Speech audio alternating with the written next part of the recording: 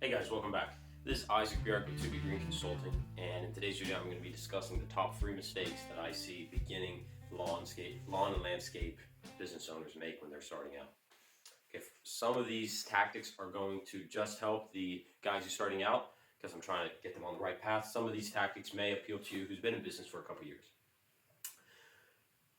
I at 2B Green Consulting have made it my mission, my passion to help guys just like you who are trying to get started in the lawn and landscape industry. And especially like this video, it's going to help you get on the right path, stop making the mistakes that are costing you money and time, and eventually holding back your business. Now, this video, it's going to be a bit faster paced. Some of these topics I'm just going to go over briefly. I made a video individually on most of these already, and this is really just to give you an idea of what mistakes to avoid. So again, this is Isaac Bjark with 2B Green Consulting. Let's get started. Number 1, bending to every customer. Okay, what this means, and I'm going to give a couple examples, is that you are coming from a point of desperation and you, when it comes down to it, you value your customer too much. You value your customer more than yourself and you value their opinion. You are going to bend to every beck and call that they give you. This can start out at pricing. When they haggle you down from your, from what you know is your strict price that you put down on your budget sheet, but you still, that voice comes in your mind, it's just $5 less than what I had. It's worth me taking it. That's the first mistake you make. How you're going to bill. Clients I often found they wanted a different way to bill than I accepted. Some wanted to pay cash when I only accepted credit cards. Some wanted Venmo when I didn't accept Venmo. The difficult part is that we feel that we are being more available. We're helping our customers out by going to, in terms of billing, by going to their preferred billing strategy. However, there is a limit.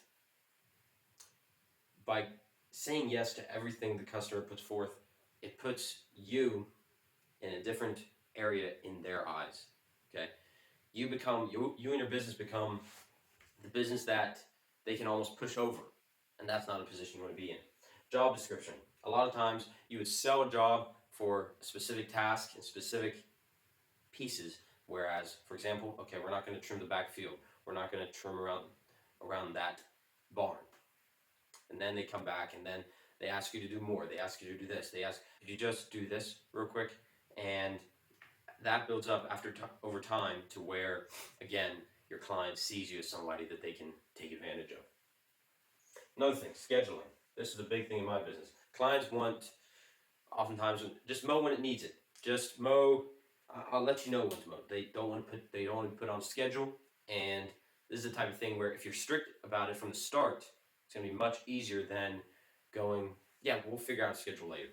No, that's the type of thing where you need to be strict about it from the start so you can put this client in a position where they can benefit you and your business. And a lot of these things, like the billing, like the scheduling, like the job description, you make it clear from the start, it's easier for both parties. This is a mistake that you make, but it eventually can hurt both the client and you because of lack of clarity and just disorganization.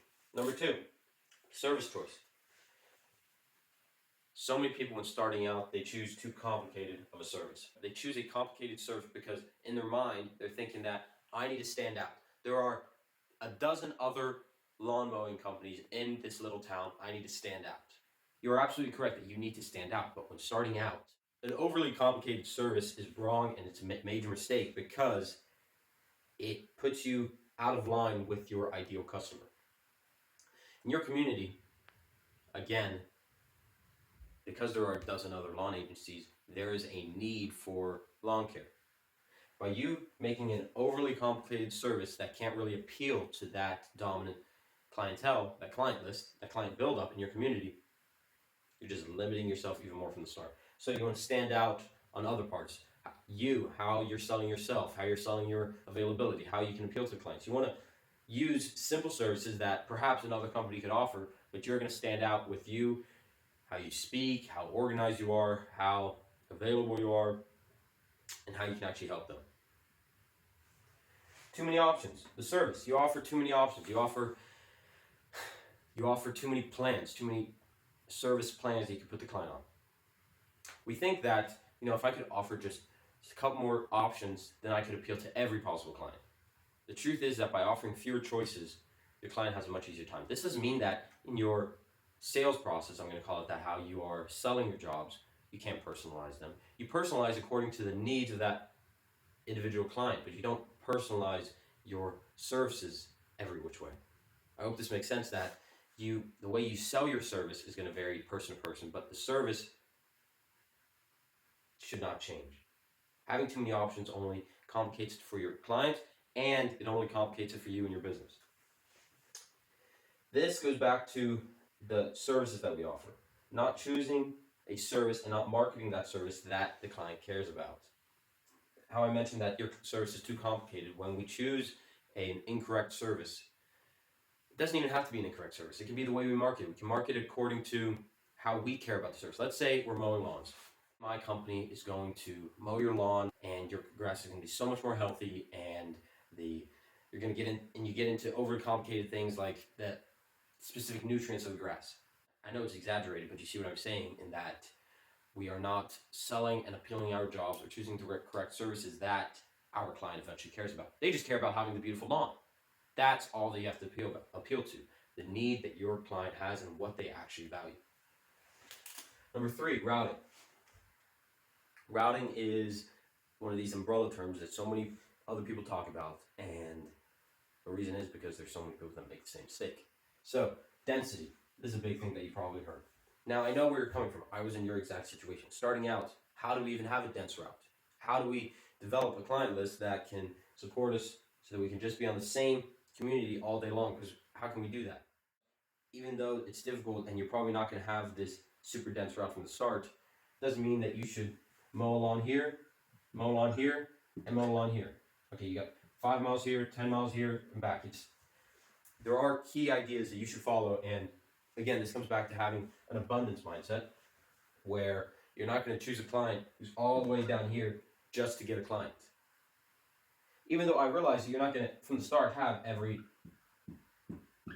client, you still want to every day be in the process of building that denser route. So you don't want to take a client that's too far away, that's just going to mess up even your future dense route.